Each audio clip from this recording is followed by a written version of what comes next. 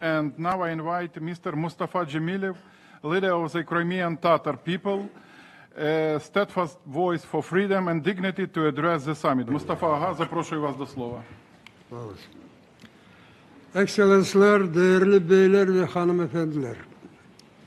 Dünyada bir inanç var. Eğer Birleşik Milletler Teşkilatı'nın kürsüsünden nasıl bir dilde konuşma yapılsa, demek o dil hiç zaman dünyada kaybolmayacak. Ben de şimdi UNESCO tarafından kaybolma tehlikesi altında olan diller listesine kirsetilgen Kırım Tatar dilinde birkaç söz söylemek isteyeyim. Elbet Ukrayna devleti, Cumhurbaşkanı Zelenski bu dil kaybolmaması için elbet elinden geleni yapar. Ama yine de bu dil tehlike altındadır. Benim ilk önce niyetleri Kırım Yarımadası'nı Rus işgalinden kurtarma yollarını aramak için teşkil edilgen Kırım Platformu 5. zirvesinin hep iştirakçılarını samimiyetle selamlamak isterim. Onlarca devletlerin rehberleri ve onların temsilcileri bir araya gelip de Kırım işgalini tanımadıklarını ve hiç zaman tanımayacaklarını ve bu toprakını işgalden kurtarmak için elinden geleni yapacakları bizim için, Ukrayna devleti için ve ayrıca Kırım Tatarlığı için çok önemlidir. Ben 1944 yılında halkın topyekun sömürülüğüne ve soykırımına uğratılan ve ardından 20.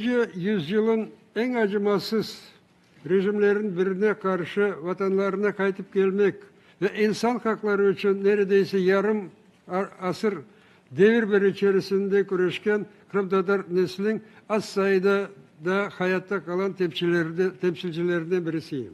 Büyük kıyınlıkları yenip bizler öz vatanımıza kayıtmaya, yıkılgan medeniyetimizi kaldırmaya, kıyıklemeye tek Gorbaçov'un perestroikasının sonki yıllarında ve Sovyetler Birliği dağıldıktan sonra ise artık Ukrayna devletinin yardımından başladık. Bu cereyan 2014 yılın senesi Şubat ayında bundan 70 yıl önce halkımıza karşı soykırım uygulanan devletin varisi yani Rusya Federasyonu askerleri Kırım'a hücum etmesinden tokatıldı. Ukrayna'nın ana topraklarına doğru daha fazla ilerlemek maksadıyla Rusya Kırım Yarımadası'nı hızla bir askeri platforma çevirmeye başladı. Ve Rus mantığına göre bu bazanın teritoriyasında yalnız işgalcilere sadık insanlar yaşamaları gerek olduğu sebebinden büyük baskılara birinci olarak Tamır halkı, Kırım Tatarları ve etnik Ukrayniler uğradılar. Söz sırası işgalcilerin siyasi ve dini sebeplerle baskılarına ve cezalarına uğratılan, bu sırada kaçırılan ve öldürülen insanlar, tutuklanan, aramalar, soruşturmalar ve işkencelere uğratılan Kırım Tatarların sayısı nüfus oranlarına göre bütün Rusya'daki represyalara nispeten 52 kere ziyade olduğunu kaydetmek mümkündür. Çeşit kaynaklara göre işgal başlandıktan bugüne kadar artık 50 bine yakın Kırım Tatarları yani nüfusun tahminen %15'i ve 200 bine yakın etnik Ruslar Kırım'ı terk etmeye mecbur oldular. Bu zaman içerisinde ise Kırım'a göçürülen Rus vatandaşların sayısı artık 1 milyona adamdan ziyade.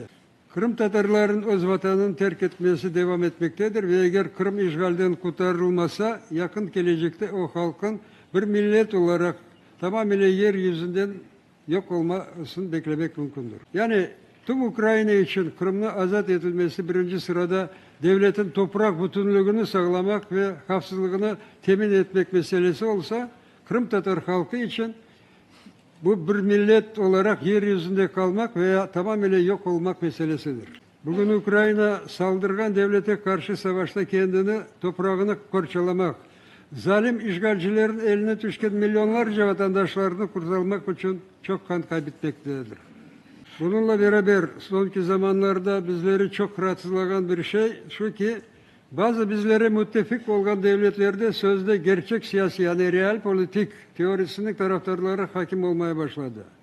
Malum olduğu gibi bu teoriye göre her devlet yalnız kendi ekonomik ve diğer menfaatlarını düşünecek ve bu menfaatlar uğrunda ise ahlaki ve manevi prensipler, insan hakları, ve uluslararası hukuk hesaba alınması şart değilmiş. Bu konsepte göre saldırgan devletinin planlarına çok uygun olan nasıldır barış anlaşmasını teklif etmek ve bu anlaşmaya göre Kırım Yarımadası'nda ve birçok diğer işgal altında olan Ukrayna topraklarını Rus toprakları olarak tanımaya hazır olduklarını bildirmek de mümkünmüş. Şimdi tahmin ediniz ki bu gibi barış anlaşmalar, planlar Kırım'da, diğer işgal altında olan, ayrıca Rus FSB'sinin zindanlarında olan ve büyük umutlu Ukrayna devletine ve onun müttefiklerine bakıp duran vatandaşlarımız nasıl karşılayacak? Bundan da gayrı herkes farkında ki böyle barış yalnız daha kanlı savaş için kısa bir teneffüs olacak. Çünkü askeri güç kullanılması tehdidi altında imzalanan ve uluslararası hukukuna aykırı olan her türlü anlaşmalar geçersizdir. Yazık ki hep Putin'in rejimin tüm dünyasının onun gününde yaptığı cinayetlere rağmen bizim bazı müttefiklerimiz daha şunu anlamadılar. O kana susamış devletin, saldırgan devletin uluslararası hukuk kanununa, Birleşik Devletler'in teşkilatının temel prensiplerine aykırı olan tavizlerini vermekle, işgal ettiği diğer devletin topraklarına hediye etmekle onu susturmak mümkün değil. Ve bu böyle tavizler tüm dünya büyük tehlike yaratacaktır.